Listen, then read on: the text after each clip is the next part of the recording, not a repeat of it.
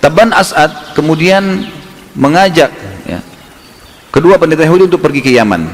Saya ibaratkan tadi, kalau kembali lagi misalnya layar laptop saya ini Jazirah Arab.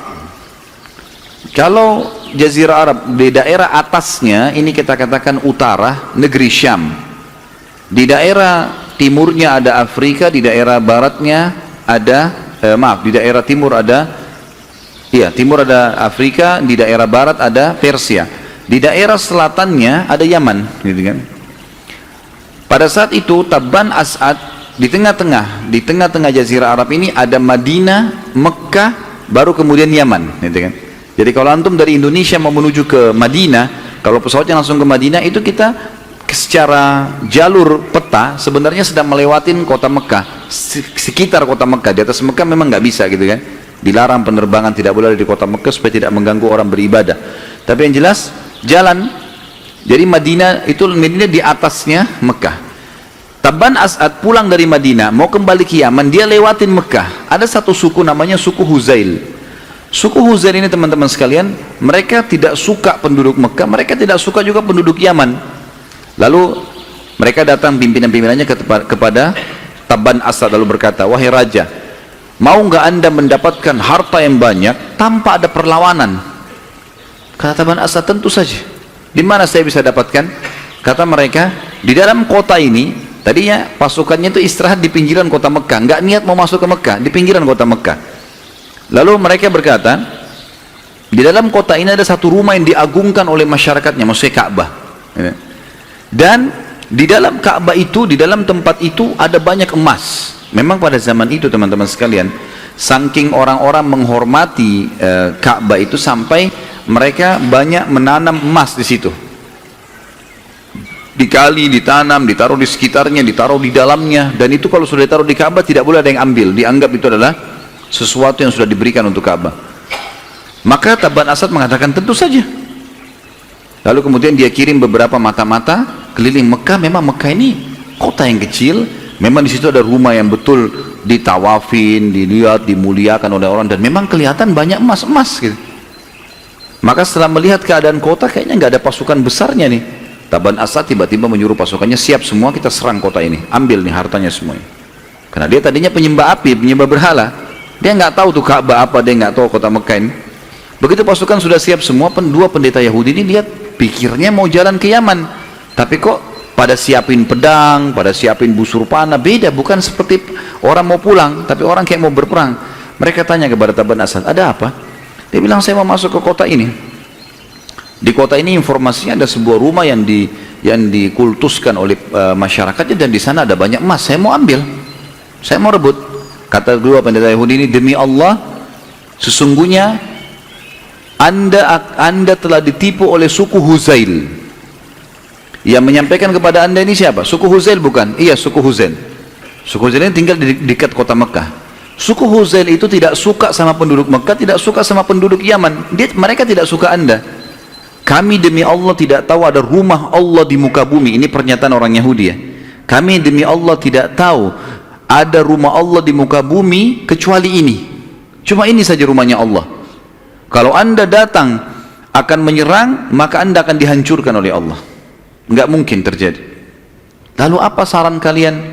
Saran kami, anda masuk, anda tawaf di situ, kemudian agungkan dia. Baiklah, kata Tabban As'ad, kalian ikut dengan saya. Kata dua pendeta, kami nggak ikut. Kenapa nggak ikut? Kan kau yang perintahkan, kalian yang perintahkan.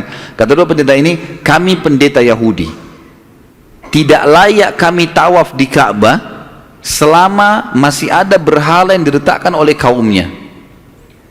Kita sudah ceritakan pada pertemuan kita yang lalu, ada satu orang namanya Amr bin Luhai, orang yang pertama memasukkan berhala Jazirah Arab, yang kata Nabi SAW, aku diperlihatkan Amr bin Luhai di neraka, isi perutnya keluar, disiksa sama Allah karena dia yang pertama mengubah ajarannya Ibrahim alaihissalam. Baik, itu ada berhala-berhala. Maka anda saja yang masuk. Dan ini pengakuan yang lain secara histori. Orang-orang Yahudi tahu kalau Ka'bah rumahnya Allah, dan tahu kalau sembah berhala itu nggak boleh, gitu kan. Baik, masuklah Tabban As'ad teman-teman sekalian. Kemudian dia lakukan apa yang diperintahkan. Dia tawaf, gitu kan.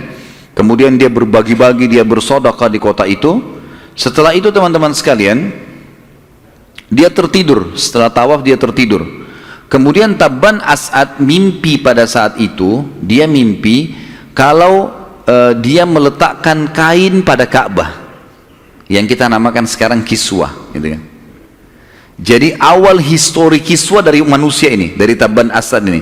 Dulunya cuma batu saja. Tabban As'ad bangun, lalu dia, karena dia raja, orang-orang Mekah juga tahu kalau dia ini adalah raja Yaman.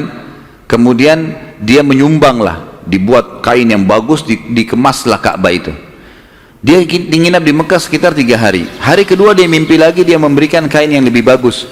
Maka disuruh sama dia buat kain yang lebih bagus. Pada saat itu kain terbagus dari Yaman, kain katun. Dibuatlah kain katun menjadi kiswahnya Ka'bah, yang didouble.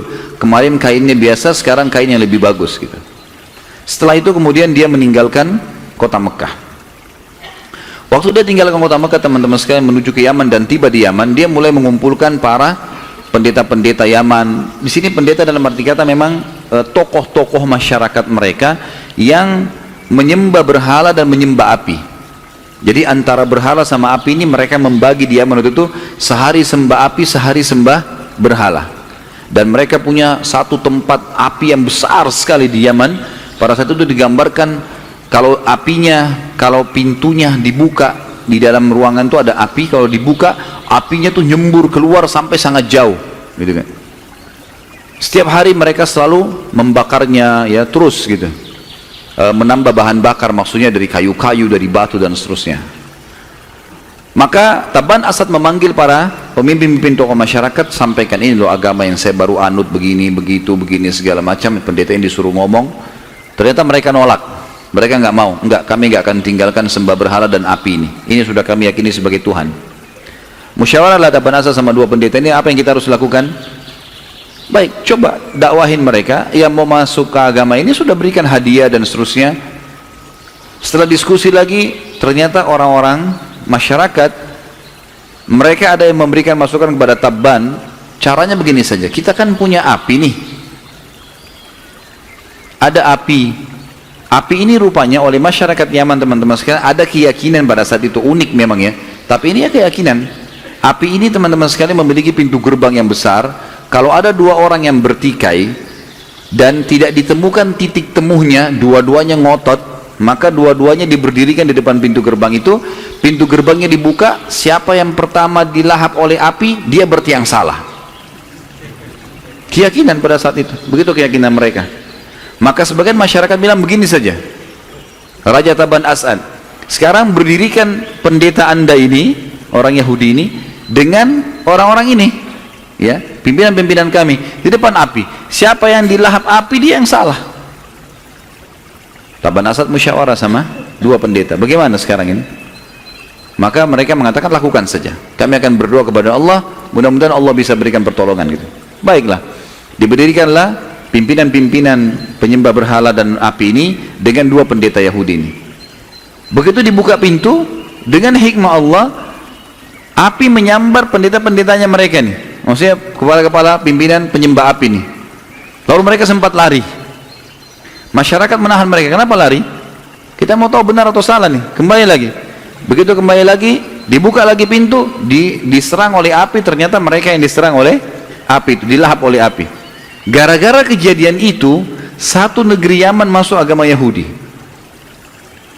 Gara-gara kejadian itu, semuanya akhirnya masuk ke agama Yahudi. Dan ini awal cikal bakalnya agama Yahudi yang ada di negeri Yaman.